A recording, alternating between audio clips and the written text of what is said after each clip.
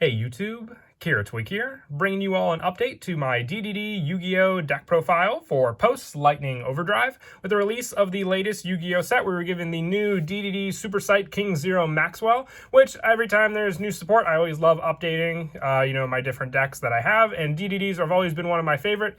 Big shout out to my buddy Nick for letting me borrow his deck again. I always, in exchange for letting me do the deck profiles, give him the new support for the deck. Always very exciting for sure, but with King Zero Maxwell, just some different changes on what I would play with the deck to support this card as well for the deck profile. So let's go ahead and get started with the video. So for the monsters, we're running 2 of the new DDD Super Site King Zero Maxwell. I felt 2 was fine just because this card is very easily searchable with a bunch of other different cards in the deck, and having where you can target one face-up monster on the field, its defense becomes 0 until the end of this turn, even if this card leaves the field. You can only use this effect of King Zero Maxwell once per turn, and before damage calc, if this card attacks an opponent's defense position monster, you can change the defense of that monster to 0 until the end of damage step. If this card attacks a defense monster, you inflict piercing battle damage to your opponent, and you take no battles involving this card. So not only that, it's got 2,800 attacks, so a pretty good powerhouse to hit against your opponent for some pretty big damage. No defense monster is safe against it, just for the fact that they'll put any of them to 0 damage, 0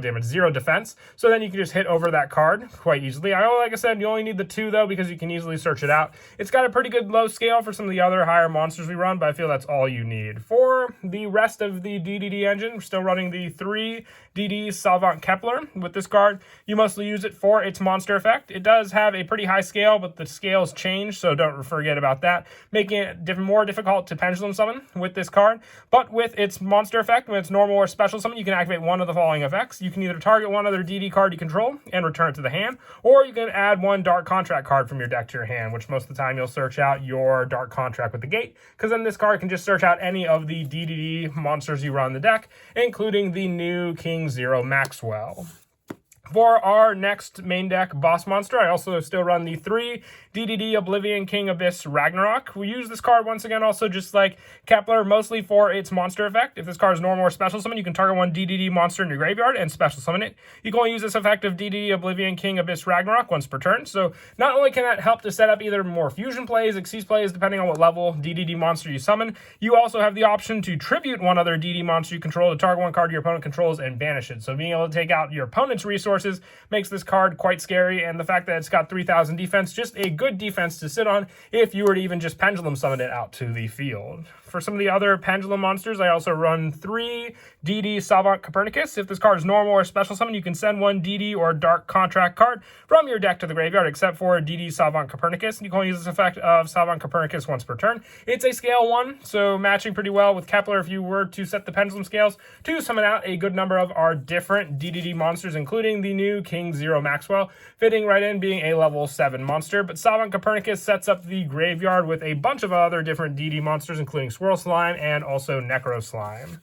And for some of the other lower numbers, I run 1 DD Savant Thomas to finish off the pendulum monsters for the deck. This one is in here more for the setup of being able to target a DD card in your pendulum zone, destroy it, and then special summon one level 8 DDD monster from your deck in defense position. So you can have this card set up on the field, destroy a scale card, and then easily summon out your Abyss King Ragnarok to the field, and then use that play to overlay the 2 to go into Kali Yuga, or even just some of the other plays for fusion.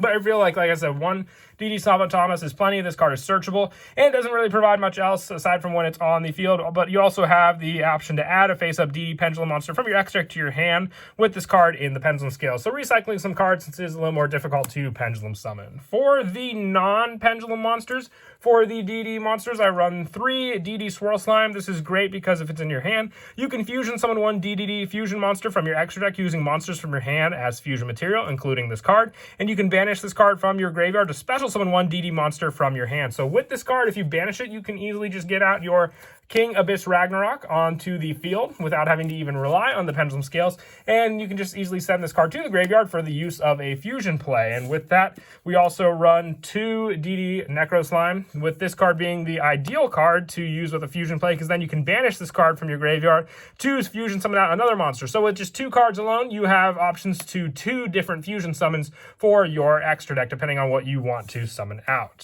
For the synchro plays, I run 3 DD Lamia. If this card's in your hand or graveyard, you can send one DD or Dark Contract card from your hand or face up on the field to the graveyard, except for Lamia, and special summon this card, but banish it when it leaves the field. And you can only use this effect of DD Lamia once per turn. So the tuner setup, our main go-to tuners, and for most of our synchro plays rely on DD Lamia. So with that, you have special summon options to use with this card, and just good banish options, and the fact that it can get rid of Dark Contracts on the field means that you can at least avoid the burn damage you would take from those continuous spells also. For the rest of the monsters in the main deck, I just run one DD Ghost. If this card is sent to the graveyard, you can target one DD monster or Dark Contract card in your graveyard except for DD Ghost. Send one card from your deck to the graveyard with that name, and if this card is banished, you can target one of your banished DD monsters or Dark Contracts except for DD Ghost and return it to the graveyard. So it's good recycle power with our Necro Slime, especially being for the banish option, then just being able to add back some other cards we may have banished early on in the game using this card. But once again, you really only need one. It's searchable with our spell card and just for those specific situations. That is it for the main deck monsters. We'll now move on to the spells. I run 3 Dark Contract with the Gate. During the main phase, you can add one DD monster from your deck to your hand. You can only use this effect of Dark Contract with the Gate once per turn, and once per turn during your standby phase, take 1,000 points of damage. So with this, you just have a continuous spell on the field. As long as you're okay with taking the damage, you will be able to search out a DD monster every turn. Whether you need one for your pendulums, one for your fusion, you name it, you have access to all the different ones we spoke of already in the deck with this one spell alone. And this card is searchable with Kepler, making it just a very vital card for you to want to summon out onto the field. For the other spells, I run 2 Dark Contract with the Swamp King. This is another fusion option, being able to send or banish all the different cards from your field or graveyard or hand for a fusion play. So not only can you rely on Swirl Slime and Necro Slime for your fusions, but you can also use this continuous spell, which is also searchable with Kepler. But it's more a preference if you just need a spell to fusion. Even if let's say your monster effects are negated, you can at least still get out the fusion plays relying on the Swamp King Dark Contracts. For some more generic spells in the deck, I also run 3 Where Art Thou? Now, this is great for the fact that it can search out DD Lamia, DD Kepler. So let's say you have Kepler on the field from the normal summon. You can use Where Art Thou to search out Necro Slime or even Lamia, depending on which one you need for the fusion or synchro plays. And you'll take the burn damage, but just more on the fact that with this setup, if we just have more options like DDD, Oracle, King Dark, you have the option to gain that life instead of take it with cards like Where Art Thou. So a big plus there, avoiding that effect damage, and definitely a 3 of, just because then it's just a level 1 searcher. I also run the 3 Allure of Darkness. It's not a once per turn draw, and if you have multiples of some specific, DD monsters, and you need some other cards to draw into, this is just a good banish cost, since the majority of our main deck are all Dark Attribute, meaning they meet the requirements for banishing for Allure of Darkness also. I also run 2 Pot of Desire. Same logic with this card, just for the fact that you run plenty of copies of a lot of different cards in the deck, so even if you banish a few, as long as you have some of the proper ones to go for your plays, you really do need that hand consistency with this deck, so these come in handy just for that additional draw power. And also with the link option being key play, I also run the 2 World Legacy Succession. Our main go-to link monster is DDD Abyss King Gilgamesh, so being able to summon this out and then just summon more cards from the graveyard back onto the field with this card has become a play I've enjoyed a lot more with the DDD deck. So 2 of this I find very fitting for the deck.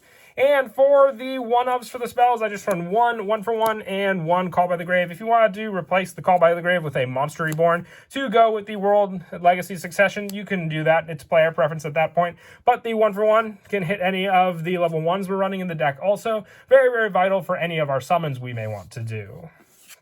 And that is it for the spells. We'll now move on to the traps. The only traps I run in the deck are 1 Dark Contract with the Witch, another card searchable with Kepler being just the trap option. It can help destroy cards on your opponent's field, so a big plus there, and also boosting up your Fiend-type monster's attack by 1,000 points. And for the last trap, just 1 Escape from the Dark Dimension, a good way to get back your monsters that are banished with your Allure of Darkness, because then you can just special summon that resource back onto the field to reuse, or even if you banish cards like Swirl Slime, if you summon it back into the field, you can then use it for a link summon and then have it back in the graveyard again to rebanish with cards like Necro Slime again for a fusion play, or to banish to summon a DDD from your hand. And that is it for the main deck. We'll now move on to the extra deck. I run 2 DDD Flame King Genghis. Genghis just has good special summon options. If another DD monster is special summon while you control this face-up card, except during the damage step, you can target 1 DD monster in your graveyard and special summon it. So like I said, resources to use on the field. And it's also a level 6 option, so we can go into our rank 6 play, which is DDD Wave King High Caesar, if we get 2 Flame King Genghis on the field. For the other fusion options, I run 1 DDD Oracle King Dark. It's the if you would inflict damage to you, it makes you gain that much life instead. So especially with our dark contracts, this card just protects us from that damage we may take by making us gain the life instead, and the quicker we can get it on the field. And we just need 2 DD monsters to make it, making it all the better.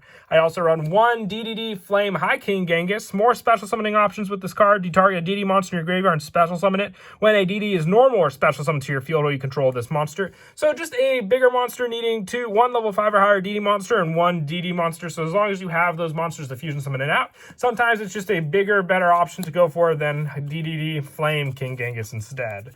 For the Synchro monsters, I run 1 Gust King Alexander and 1 DDD Curse King Siegfried. Siegfried is more on the negation effects, and King Alexander, just like Genghis, can help to special summon different cards onto the field for you to use for those plays, but it's preference, and also the fact that Siegfried is a level 8 and Alexander is a level 7, based on which scenario you'll need to summon which one out. I also run 1 Crystal Wing Synchro Dragon and 1 Formula Synchron. You can make the Crystal Wing with your Lamia and King Alexander for a pretty easy synchro play there. And the Formula Synchron with our Lamia and Kepler just for more draw power to rely on when you summon this card out using those monsters. For the Xyz monsters, I run 1 DDD Duo Don King Kali Yuga and 1 DDD Wave King High Caesar. I told you already about Caesar. This card can be made with the 2 Genghis from the extra deck being level 6 monsters to overlay into, and Duo Don King Kali Yuga can be summoned out with your Abyss King Ragnaroks and also your Thomas,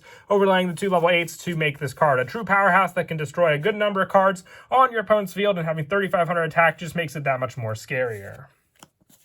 And then as for some of the other go-to plays for the Link monsters, I run 1 DDD Abyss King Gilgamesh. If this card is special summon, you can activate this effect, and you cannot special summon monsters for the rest of this turn except for DD monsters. Also place 2 DD Pendulum monsters with different names from your deck into your Pendulum zones. So not only will this card help to set up your Pendulum scales, it just gives you that option for the summon restriction, but still giving you the key way to Pendulum summon out onto the field much easier, and just needing 2 DD monsters to make it. So you can use cards like Swirl Slime and Kepler that are on the field, let's say, to summon it out. I also run 1 Master King Archfiend, more for the Fiend option, just for the protection of your Fiend monsters. 1 Crystron Halqifibrax for the tuner, special summon, getting Lamia out onto the field faster. 1 Cross Sheep with all the different summoning methods. This card just becomes vital for all the different monster effects you can use when you summon out one of your many different plays with the extra deck. And lastly, 1 Link Karibo just for the level 1 options. If we just have the 1 DD monster, I don't want to leave a Kepler alone on the field. I would much prefer just to have a Link Karibo, or if you open up just the lone Necro Slime, but you have other DD monsters in your graveyard, being able to summon in Link Karibo could set them up in the graveyard that much more faster. And then as for the go-to play that I spoke of before, if you get out your Savant Kepler, and let's say you have your Copernicus for the normal summon, and you 1-for-1 the Kepler onto the field, or at least special summon and have both the options, you can then go for the play to summon out your Link monster, which is your Abyss King Gilgamesh. Gilgamesh will then set up your different scales, which you can use 2 different names. One can be Abyss King Ragnarok in the 1 scale, and the other one can be your second Kepler. Setting the scales to 5 and 10, you can then pendulum summon out in your hand your 0 King Maxwell. And with this card, you have then the option to hit for piercing damage against your opponent. Another play you can consider, you could take out the Master King Archfiend and put in a Beowulf Fusion. This card just gives you more piercing bow damage against your opponent. So being able to summon that card and Maxwell onto the field means that you can use Maxwell to hit for 0 damage, or if you set Maxwell in the pendulum scale, you can give your opponent's monster the 0 defense, then just hit for bigger damage with your Beowulf King also. But that is it for the deck profile. I hope you all enjoy the video. Like I said, I always love updating the DDD deck. Big thanks to my buddy Nick for letting me borrow it again for this deck profile. And who knows, down the road, maybe we'll see some more DDD support, in which then I'll be updating the deck again for sure. So look forward to it. And until next time, please don't forget to leave a like and subscribe. And Kira, Twig out.